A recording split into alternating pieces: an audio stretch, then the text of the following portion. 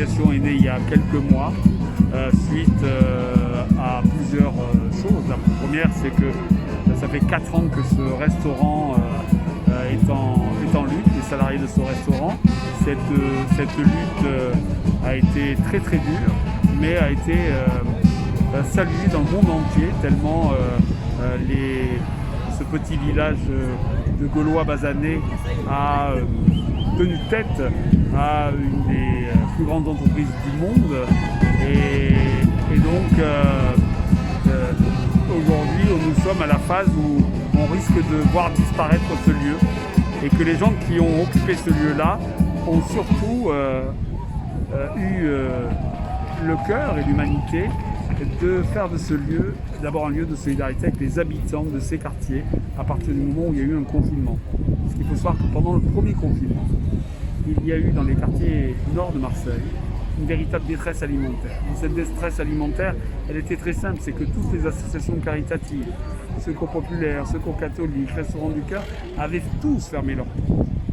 Les seuls à être ouverts à ce moment-là, avec d'autres collectifs d'habitants de quartier et de mobilisation citoyenne, c'était les salariés de McDo qui ont transformé ce lieu-là en plateforme solidaire.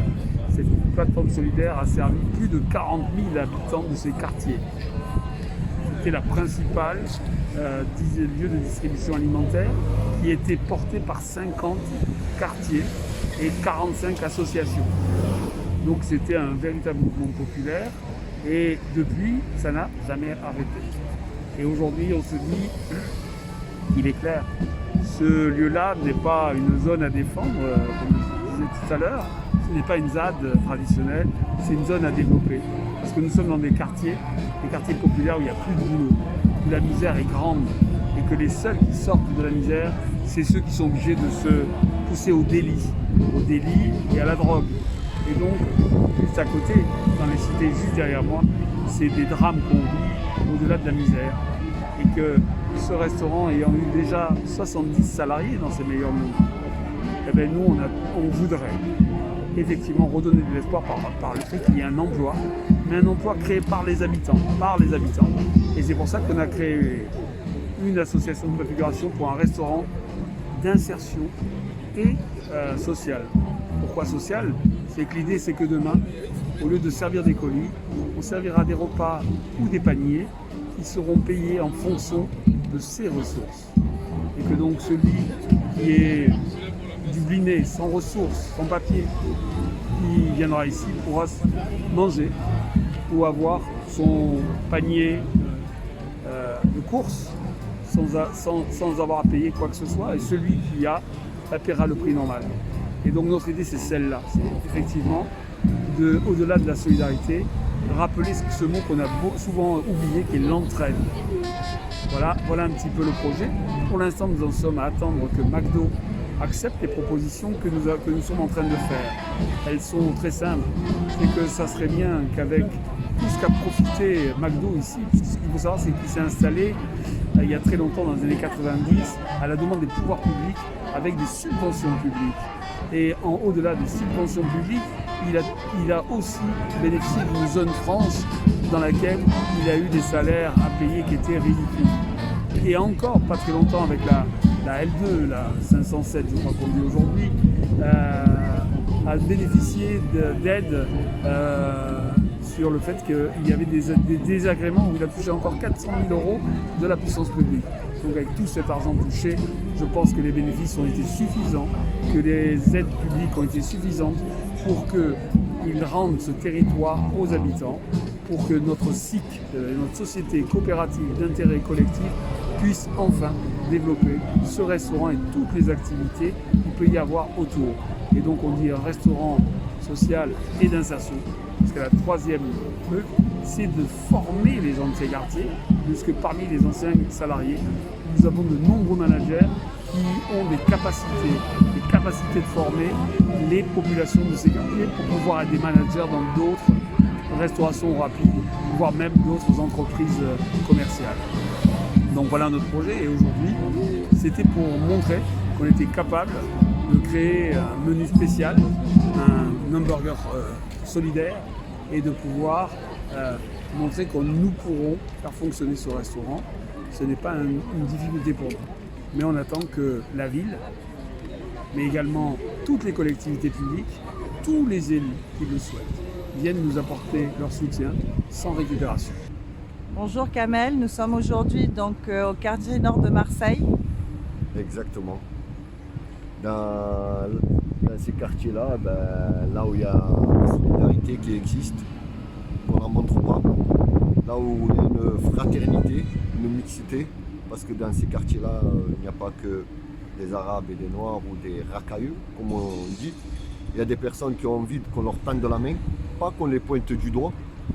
Et aujourd'hui, par cette initiative, qui est une initiative citoyenne, qui vient de l'ESDF, jusqu'aux personnes qui est cadre ou qui est aisée. Donc c'est l'être avant tout qui a pu mettre cette machine de guerre en place, qui a été créée par la solidarité. C'est l'intelligence collective qui nous a aidés à pouvoir perdurer, à pouvoir espérer. Et aujourd'hui, on est en train de réaliser notre espoir, de pouvoir tendre la main à une jeunesse, à des personnes qu'on les pointe du doigt, qu'on leur dit que c'est des radicalistes, que c'est des racailleux, ou c'est des voyous low cost, c'est des prostituées. Et nous, on dit, pour combattre toute cette violence, c'est que par le travail.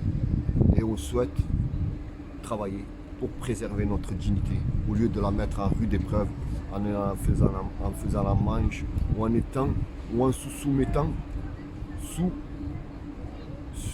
l'être qui est là, qui est dominant.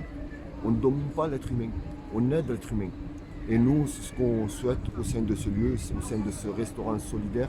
C'est un fast social food. Ce n'est pas qu'un fast food, parce qu'au cœur du fast food, c'est le social. Et le social, c'est qui crée cette énergie, cette collectivité, cette entraide. Et la solidarité. Pour dire sur la solidarité, c'est énorme. La solidarité, elle est de tout horizon. Se dire nous sommes solidaires pour combattre la misère, parce que nous, on ne la compte pas la misère, on la combat. Et ce qui est merveilleux, ce restaurant n'a pas cessé de vivre, parce que même avec cette liquidation judiciaire, nous aujourd'hui on dit que l'outil de travail appartient aux travailleuses, aux travailleurs.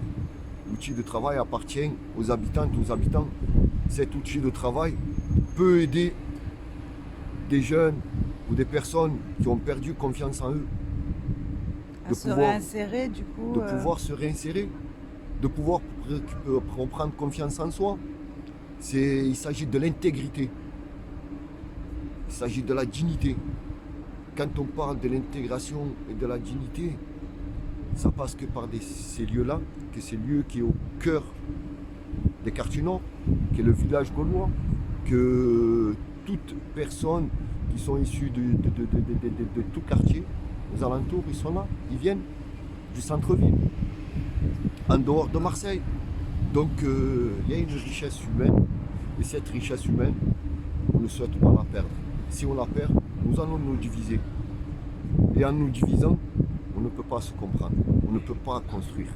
Et aujourd'hui, on souhaite que ce lieu puisse rayonner pour notre prochain. Parce que moi, personnellement, je ne souhaite pas être le futur salarié de ce lieu-là. Si je fais ce sacrifice, c'est pour mon prochain.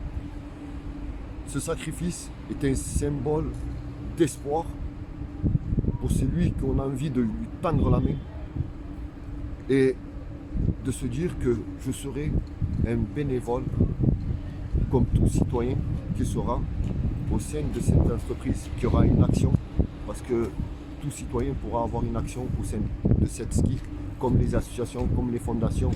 Tout le monde y sera au même niveau et que tout le monde aura le même regard et la bienveillance pour qu'on puisse réussir, parce que seul, je vais vite, mais ensemble, on va loin.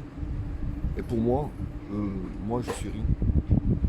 Aujourd'hui, juridiquement, administrativement, ça se passe comment au niveau de l'enseigne de McDonald's? Ça passe que par le rapport de force citoyen, public. citoyens et les pouvoirs publics aussi, qui puissent prendre conscience qu'ils sont élus pour le peuple, par le peuple, pour le peuple. Et aujourd'hui, nous, en tant que citoyens de cette ville, on demande qu'ils puissent nous aider, nous comprendre et nous faire confiance. Parce que sans nous, ils n'existeraient pas. Qu'est-ce que vous pensez de ce projet, de cette initiative? Moi, j'ai suivi la bataille des salariés quand ils se battaient pour pas que ce fast-food soit fermé. Et puis comment, dans cette lutte, ils se sont mis à construire déjà le projet de l'après-m. Et donc aujourd'hui, on est là. Et si je suis venu, c'est parce que ça me paraissait important de montrer qu'il y avait une continuité. Il y a plus de 20 ans, nous, on démontait un M. 20 ans après, on reconstruit un après-M. Et c'est lié, voilà. En 20 ans, des batailles ont été menées, des gens se sont réappropriés sur l'alimentation, sur la lutte contre la standardisation, la diversité. Tout ça s'est construit. Et aujourd'hui, à Marseille, eh bien, cet après-m symbolise tous ces combats. Mais ce n'est pas simplement des combats qui sont parachutés par des gens qui viennent parler à la place des habitants. Ce sont les habitants directement et les associations de quartier qui construisent ce projet. Et je dirais que ça, c'est magnifique parce qu'on est effectivement dans une... C'est pas de la charité, par exemple, sur l'alimentation, c'est de la solidarité puisque tout le monde participe de manière égale. Et donc ça, je crois que c'est important. Donc on construit ici, je veux dire, un projet de société. Et quel que soit l'endroit d'où on part, c'est en train de montrer qu'on peut faire des choses, qu'on peut construire un avenir et que le désespoir n'est pas de mise.